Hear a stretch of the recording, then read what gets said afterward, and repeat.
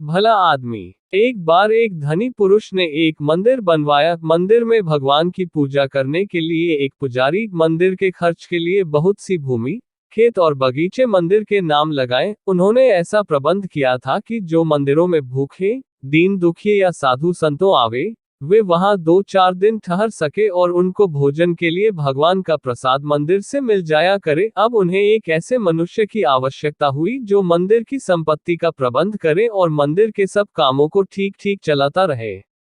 बहुत से लोग उस धनी पुरुष के पास आए। वे लोग जानते थे कि यदि मंदिर की व्यवस्था का काम मिल जाए तो वेतन अच्छा मिलेगा, लेकिन उस धनी पुरुष ने सबको लौटा दिया। वह सबसे कहता था, मुझे एक भला आदमी चाहिए, मैं उसको अपने आप छांट लूंगा। बहुत से लोग मन ही मन में उस धनी पुरुष को गालियां देते थे।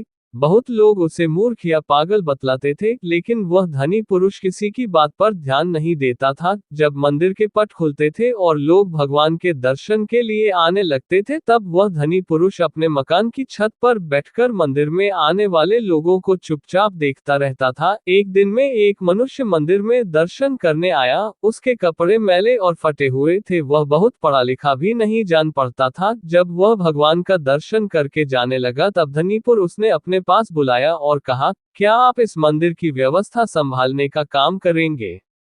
वह मनुष्य बड़े आश्चर्य में पड़ गया। उसने कहा, मैं तो बहुत पढ़ा लिखा नहीं हूं, मैं इतने बड़े मंदिर का प्रबंध कैसे कर सकूंगा?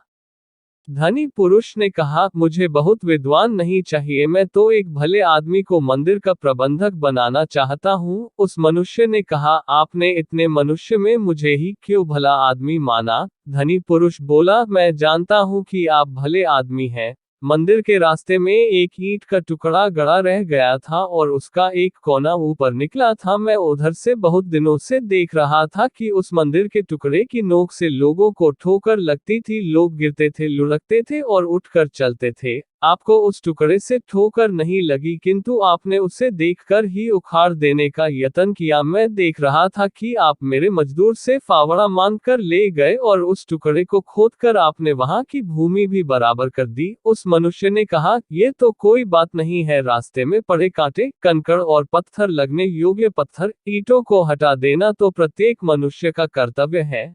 धनी पुरुष ने कहा, अपने कर्तव्यों को जानने और पालन करने वाले लोग ही भले आदमी होते हैं। वह मनुष्य मंदिर का प्रबंधक बन गया। उसने मंदिर का बड़ा सुंदर प्रबंध किया।